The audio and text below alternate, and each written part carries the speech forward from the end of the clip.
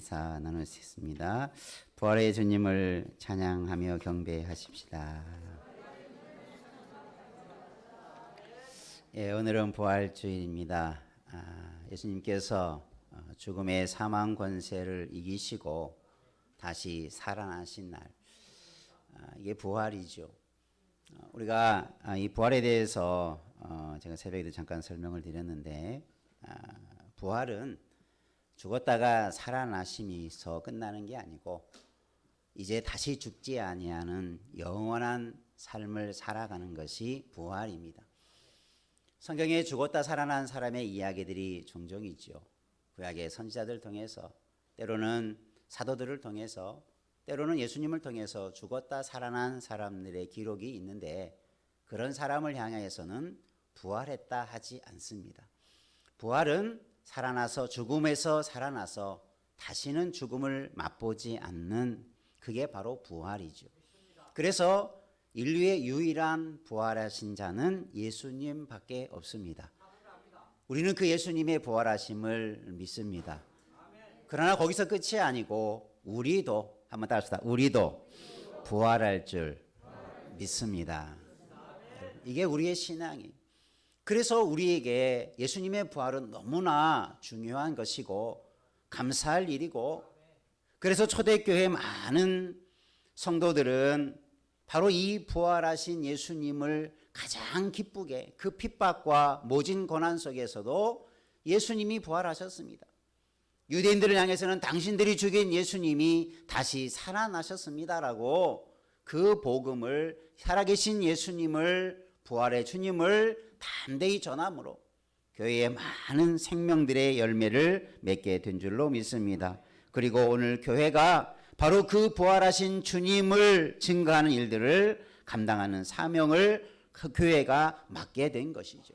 오늘 우리가 이 부활절을 맞이해서 예수님께서 부활하신 것, 이것은 예수님의 십자가의 죽음이 있기에 부활이 더 영광스럽고 빛이 나는 거지요.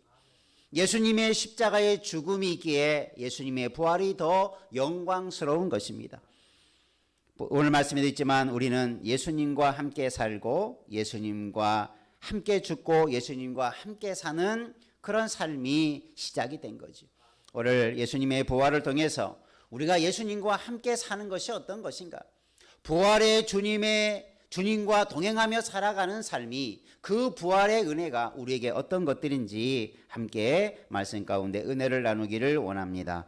부활의 주님, 그것이 우리에게 주어지는 은혜가 어떤 것인가? 한번 따라 합시다. 새 생명 가운데 사는 삶입니다. 우리가 예수님의 부활하심으로 우리는 이제 새 생명을 얻었기에 우리는 이제 그 삶 가운데 행하게 되는 것이다.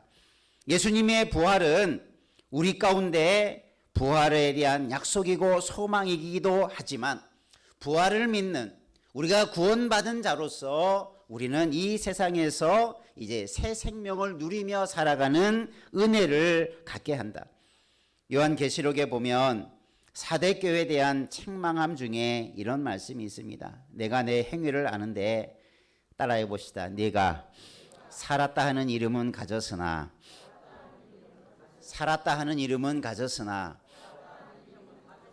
죽은 자로다. 이 말씀이 참 경고의 책망의 말씀이죠. 살았다는 이름만 가졌다는 거지요. 실상은 죽었다라고 하는 거지요. 여러분, 우리가 그리스도인이라고 하면 새 생명을 얻게 되고 부활에 대한 신앙이 있고 우리의 삶이 새로운 삶으로 나아가야 되는 것이 지극히 당연한 것인데, 이름만 성도요, 이름만 살아있는 자 되지 않기를 원합니다. 우리는 이름만이 아니라 실제가 살아있는 자 되기를 주의 이름으로 축원합니다. 오늘 우리의 모습을 보면서 예수님이 부활하셨다, 2020년 전에 주님께서 죽음에서 살아나셨다, 그것만 알고 믿지 말고 그 부활의 은혜가 오늘 우리에게는 어떤 힘이 되고 위로가 되고 소망이 되는지를 안다면 우리는 더 새 삶을 살게 되는 거지요. 우리나라 초대교회의 유명한 일화 중에 하나가 뭐냐면 그 김익두라고 하는 평양에 아주 유명한 사람이 있습니다. 뭘로 유명했냐면 깡패로 유명했어요. 그 이름이 얼마나 유명했는지 그 동네에 그 지역에 모르는 사람이 없을 정도로 아주 난폭한 그런 깡패였습니다. 그런데 그가 성의 삶을 통해서 복음을 듣게 되고 예수를 믿게 되었어요. 그리고 나서 그가 했던 가장 첫 번째 결단이 뭐였냐면 평양 시내에 부고장을 돌렸어요. 크게 김익두 사망이라고 하는 부고장을 다 돌렸어요. 그런데 사람들이 야, 저 깡패가 죽었으니 얼마나 좋아했겠습니까? 그런데 이상하게 그 다음날 나가보니 그 김익두가 막 돌아다니는 거예요. 그런데 그 김익두가 뭘 하면서 돌아다니냐면 예수를 전하고 돌아다니는 거예요. 복음을 전하고 돌아다니는 거예요. 사람들이 비웃습니다. 조롱합니다. 죽었다고 하더니 다 거짓말쟁이구나. 그러나 그가 설명합니다. 나는 예수님으로 인해서 내 이전의 삶이 다 죽었습니다. 나는 이제 예수를 믿고 새로운 삶을 삽니다. 그래서 내가 당신들에게 부고장을 돌렸고 나는 새 삶을 이제 시작합니다. 여러분, 이게 믿음의 능력인 줄로 믿습니다. 이게 부활의 능력인 줄로 믿습니다. 우리가 그렇게 새 삶을 살아갈 수 있도록 하나님 우리에게 복음을 주시고 그 복음의 중심이 바로 예수 그리스도, 부활하신 우리에게 새 생명을 약속하신 부활의 주님이 우리의 구원의 신앙의 중심이 되어진 줄로 믿습니다. 그러니 우리는 당연히 새 삶을 살아가야 되겠죠. 오늘 부활절을 맞이해서 아직까지 안타깝지만 끊어내버리지 못했던 옛사람의 모습, 오늘도 우리가 말씀 속에서 그렇게 있지 않았습니까? 우리가 십자가에 우리 몸이 못 박힌 것은 옛사람이 죽어져서 다시는 죄의 종로로 타지 않도록 예수님께서 죽으셨고, 그래서 우리는 다시 살아나신 예수님을 통해서 우리의 심령이 새 사람이 되었다는 사실이죠. 그러니 예수님의 부활은 우리에게 새 생명을 여는 하나의 기점이 되어지는 거죠. 그러니 우리 모두가 이 부활의 신앙을 가지고 더 새 삶을 살기를 바랍니다. 구원받았기에 새 삶을 살아가는 것도 맞지만 내가 부활의 신앙이 있기에 더 새로운 삶을 살아가는 은혜를 누리기를 주의 이름으로 축원합니다. 그래서 우리가 더 새로운 삶 가운데 행하는 자가 되어져서 우리의 행동, 우리의 삶이 주님 앞에 영광되어져 가는 그런 믿음의 신앙이 되기를 주의 이름으로 축원합니다. 부활의 신앙을 믿는 자들은 그런 신앙의 모습으로 우리의 삶이 달라지고 변화지고 또 새 삶으로 나아가게 되는 열매가 있게 될 줄로 믿습니다. 그것이 우리가 증거할 수 있는, 그래서 우리가 담대하게 나는 예수님을 믿는다. 나는 십자가 예수를 믿을 뿐만 아니라 부활하신 예수님을 믿는다. 그래서 나는 내 삶도 새로워졌다. 사도 바울도 예수를 만난 이후에 완전히 삶이 변해졌던 것처럼 여러분, 이것이 믿음의 능력이요, 부활신앙의 능력이요, 우리가 하나님을 믿고 주님을 믿는 믿음의 역사인 줄로 믿습니다. 그래서 오늘 부활주일을 맞이해서 다시 한번 우리가 주님이 우리를 위해서 다시 살아나신 그 부활의 은혜와 능력을 덧입어서 새 삶을 더욱더 살아가는 힘을 얻으시기를 주의 이름으로 축원합니다. 한번 옆에 분하고 다짐하십시다. 다시 살아나신 예수님의 능력을 덧입어 새로운 삶을 살아가십시다. 네, 이것이 부활의 은혜가 주는 우리에게 은혜인 거죠. 두 번째, 한번 따라합시다. 하나님을 위하여 사는 삶을 삽시다. 예. 오늘 말씀에 보면 예수님의 십자가의 죽으심은 죄에 대하여 죽으심이고 그의 살아계심은 하나님에 대하여 살아계십니다. 우리도 그렇게 말합니다. 우리에게도, 그래서 우리도, 너희도 죄에 대해서는 죽은 자요, 그리스도 예수 안에서 하나님에 대하여는 살아있는 자로 여길지어다. 오늘 우리는 어떻게 우리 자신을 여겨야 되느냐? 이 여기다라고 하는 말은 나를 인정하다라는 거죠. 나를 어떤 사람으로 인정하고 나를 어떤 사람으로 내가 이해해야 되느냐? 우리 성도의 삶이 어떠한가를 말씀해 주고 있는데, 오늘 우리는 그리스도에 대해서 그리고 죄에 대해서 이렇게 여겨야 된다. 죄에 대해서는 완전히 죽은 자요, 하나님에 대하여서는 산 자다. 여기서 대하여다는 말은 조금 여러 가지 의미를 부여할 수 있는데 좀 더 구체적으로 이 대하여라는 말에 대해서 해석하면 이렇게 해석할 수 있어요. 한번 따라합시다. 하나님의 영광을 위하여. 하나님에 대하여라는 말은 그런 말로 해석할 수 있어요. 하나님을 위하여 사는 삶, 하나님을 위하여 사는 것, 이렇게 해석할 수 있는 거죠. 그래서 우리는 부활한 사람은 하나님을 위하여 사는 삶으로 변화되는 거죠. 소위문답에도 우리의 삶의 최고의 제일의 목적이 하나님을 영화롭게 하고 그를 높여드리고 그의 영광을 위해 사는 것이 우리의 삶의 최고의 본분인 것을 우리는 고백하고 그렇게 배우고 또 그렇게 살아오지 않습니까? 오늘 그리스도에 대해서, 하나님에 대해서 사는 것, 이것은 주를 위해 사는 것입니다. 주의 영광을 위해 사는 것입니다. 하나님의 영광을 위해 살아가는 것입니다. 그것이 바로 우리가 살아가는 삶의 목적이 되는 거죠. 이 부활의 주님을 위해 살 수 있는 것, 우리가 영광인 줄 믿으시길 바랍니다. 예수님이 우리를 위해서 그 고난을 당하시고 죽으시고 우리를 위해서 부활하시고 승천하시고 또 마지막에 다시 오실 것을 약속해 주셨어요. 주님은 우리의 모든 신앙의 주가 되고 모든 것 되십니다. 주님이 부활하심으로 말미암아 이제 우리는 더 이상 죄에 대해서, 죄를 위해서, 죄진 것 때문에 살아가는 것을 죽은 자가 되었고 이제는 하나님을 위해서, 하나님의 영광을 위해서 사는 자가 된 줄로 여기시기를 바랍니다. 한번 옆에 분하고 다집시다. 우리는 하나님의 영광을 위하여 사는 존재가 되었습니다. 이게 하나님에 대하여 살아있는 우리의 삶의 모습. 그래서 우리는 살아있는 동안 하나님에 대하여, 하나님을 위하여, 하나님의 영광을 위하여 살아가는 것이 우리의 삶의 본분이 되어지는 것입니다. 예수님이 부활하시고 우리에게도 부활의 소망을 주시고 우리도 그런 삶을 살아가도록 우리에게 부탁하신 거죠. 여러분, 부활절을 맞이해서 우리의 삶이 다시 한번 우리의 삶의 목적을, 우리의 삶의 중심을 하나님을 위하여 살아가는 삶으로 나아가기를 주의 이름으로 축원합니다.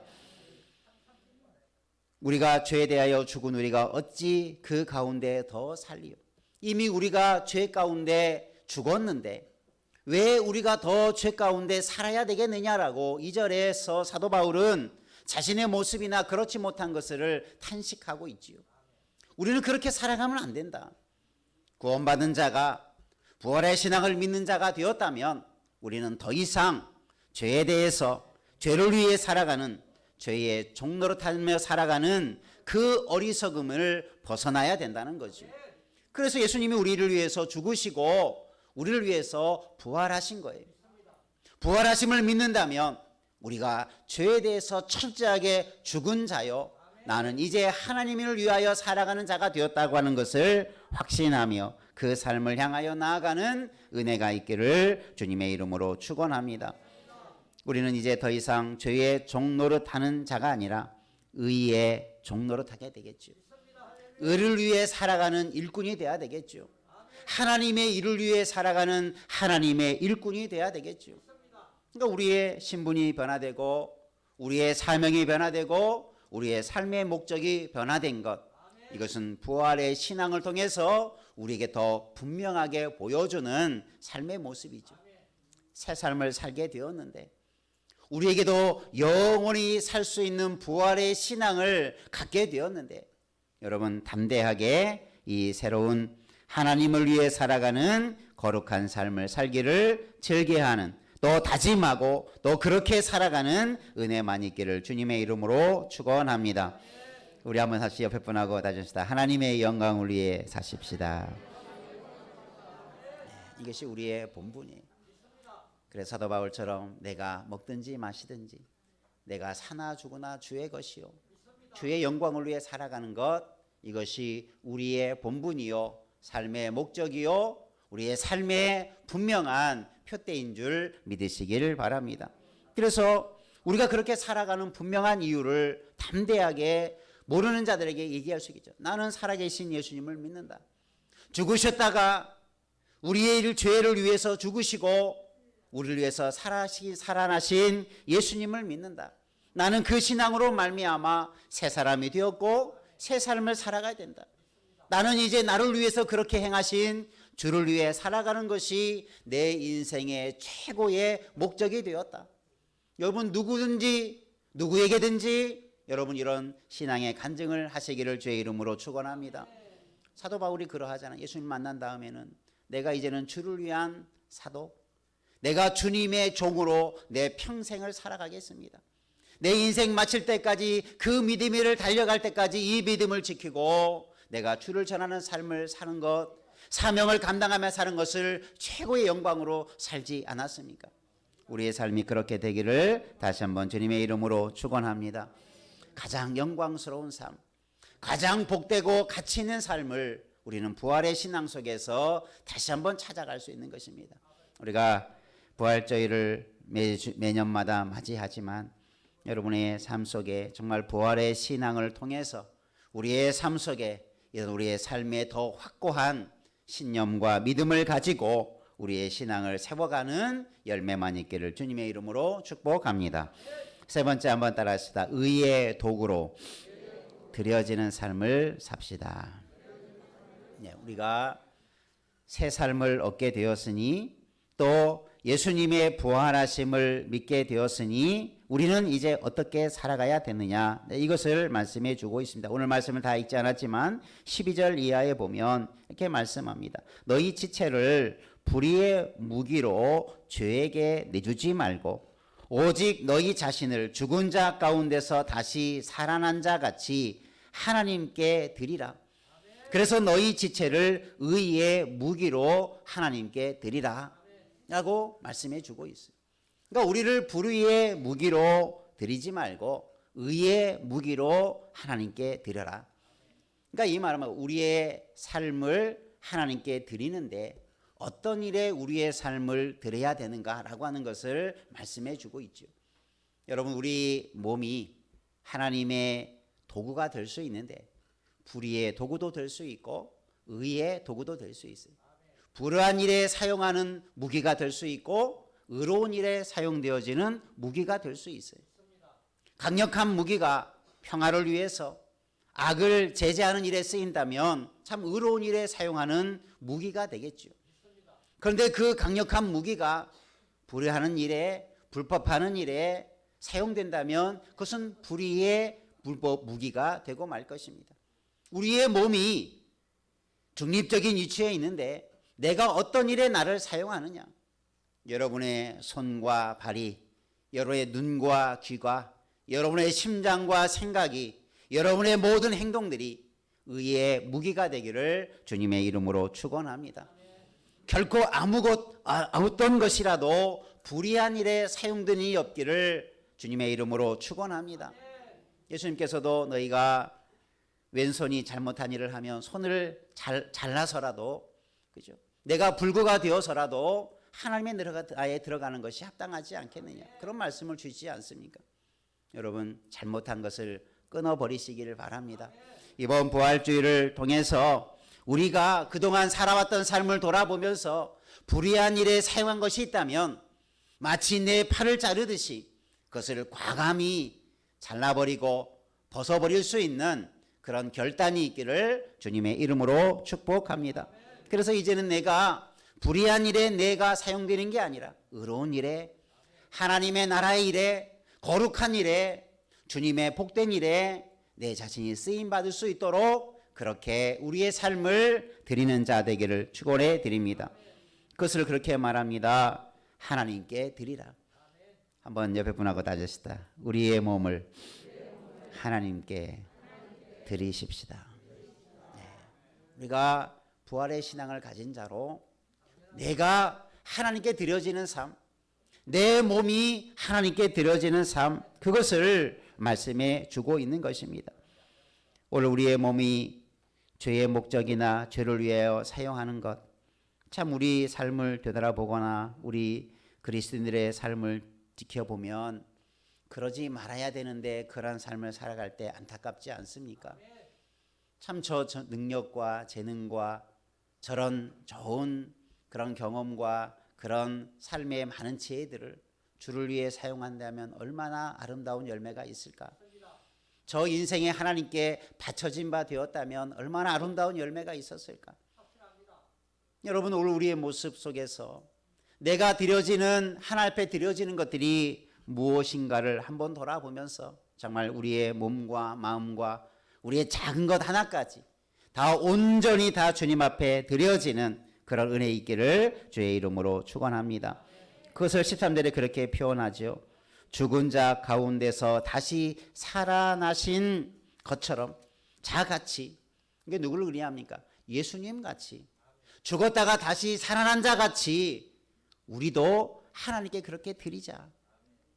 여러분, 오늘도 우리가 부활의 신앙의 출발점은 예수 그리스도의 죽으심이죠. 죽음이 없이 부활은 없지요. 죽음이 없는 부활 신앙은 가치가 없는 거지요. 여러분, 우리도 예수님과 같이 십자가의 죽음을 통해서 옛사람을 다 벗어버리고 살아난과 같이 주님과 같이 하나님께 드려지는 그런 거룩한 삶을 살아가는 은혜가 있기를 주의 이름으로 축원합니다.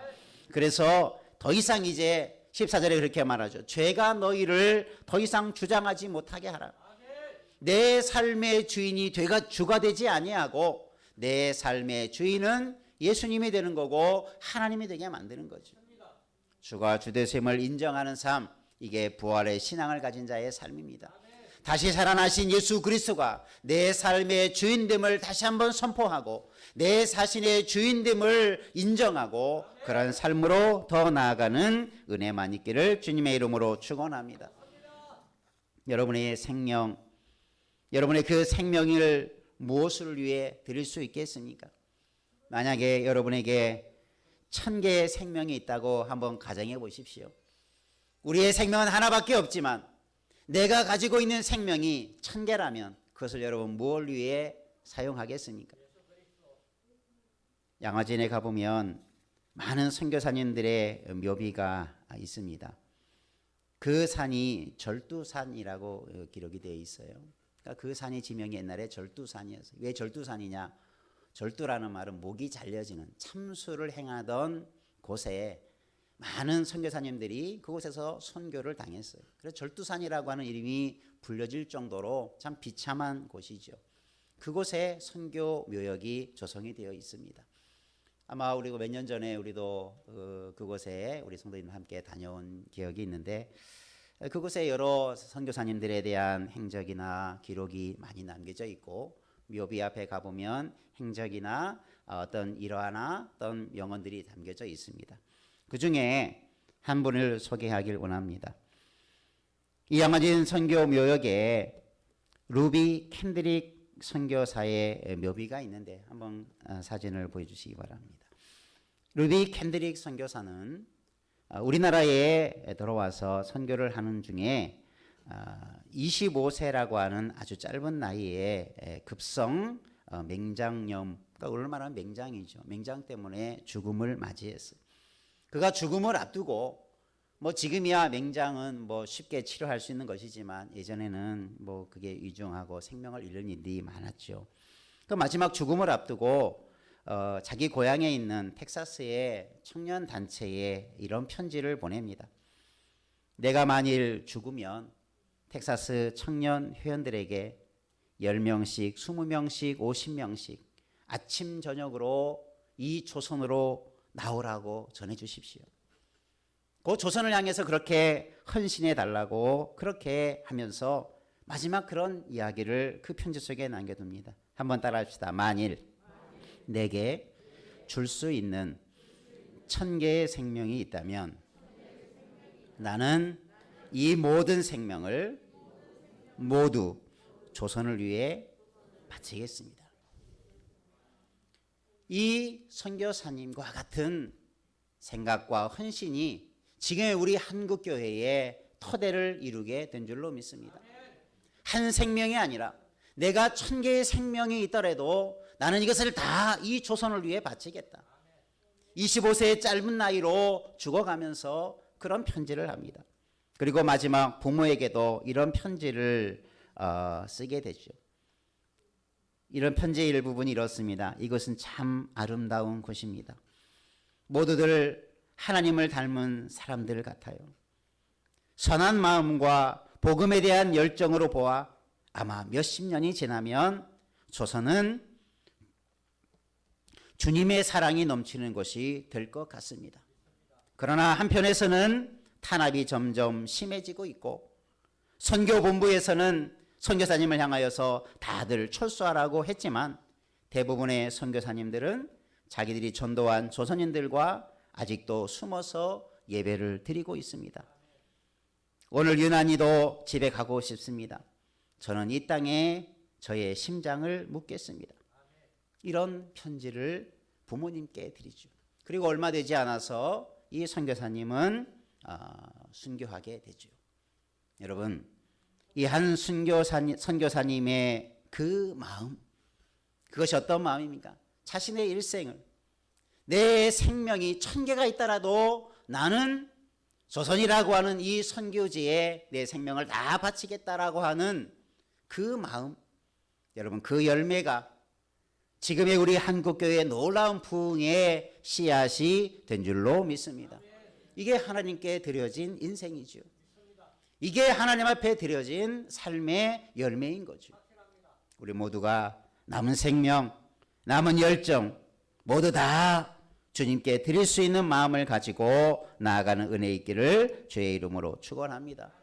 주님께서 우리에게 주신 생명, 내게 주신 생명의 기회, 일할 수 있는 기회, 여러분 주를 위해 마지막까지 내 모든 것을 다 주님을 위해 드리겠습니다라고 하는 그런 각오를 가지고 주를 위해 사는 우리 모두 되기를 주의 이름으로 축원합니다. 이것이 진정 하나님께 드려진 삶이죠. 선교사님이니까 그런 삶을 살겠지라고 말씀하지 말고 우리도 할 수 있습니다. 한번 옆에 분하고 다짐합시다. 우리도 내 모든 것을 하나님을 위해 드리십시다. 네. 우리 앞에도 있지 않습니까? 남김없이 우리의 삶을 드리자. 후회 없이 드리자. 여러분, 이것이 우리의 삶의 기치가 되기를 다시 한번 주의 이름으로 축원합니다. 새 생명을 주셨는데, 그리고 우리는 이제 더 이상 멸망치 않고 영원한 생명과 부활이 우리에게 앞에 놓여 있는데 어떤 우리의 목숨이 중요합니까? 내 그까진 목숨이 그렇게 소중합니까? 여러분, 값진 일에 사용하면 그 값이 우리가 의의 무기가 되어진다면 그 인생의 값은 훨씬 더 소중하게 될 것입니다. 하나님 앞에 아름다운 상급과 칭찬이 있을 것을 바라보며 이 부활의 신앙으로 무장하며 주를 위해 살아가는 우리 모든 성도 되길 주의 이름으로 축원합니다. 그것이 부활하신 그리스도와 함께 사는 우리의 삶인 줄로 믿습니다. 그렇게 일생을 살아가며 그래서 새 생명 가운데서 하나님을 위하여, 하나님의 영광을 위하여, 하나님의 나라 일에, 의로운 일에 도구가 되어져서 살아가는 거룩한 우리 모든 삶이 되어지는 은혜만 있기를 주의 이름으로 축원합니다. 기도하겠습니다. 살아계신 아버지 하나님, 또 우리에게 예수 그리스도의 부활을 보여주신 하나님 아버지, 또한 우리에게도 부활이 있을 것을 말씀하신 하나님 아버지, 진실로 감사를 드립니다. 죽어 마땅할 우리들, 영벌에 처해야 할 우리들을 사랑해 주셔서 우리도 이런 부활의 신앙 안에 거할 수 있도록 은혜 주시고 믿음 주시니 감사드립니다. 우리가 이 부활의 신앙으로 무장해서 우리의 삶이 더 새로운 삶으로 향하여 나아가게 도와주시고 우리의 삶의 목적이 주를 위하여, 하나님을 위하여 사는, 하나님의 영광을 위해 살아가는 삶이 되게 하여 주시고 우리의 삶이 의의 무기가 되어져서 거룩한 하나님께 드려지는 삶이 되게 하여 주옵소서. 이런 삶을 다짐하며 우리가 이 부활절을 지나며 다시 한번 우리의 마음을 새롭게 각오하며 나아감으로 영광되어지는 삶으로 채워져 가게 축복하여 주옵소서. 예수님 이름으로 기도드리옵나이다. 아멘.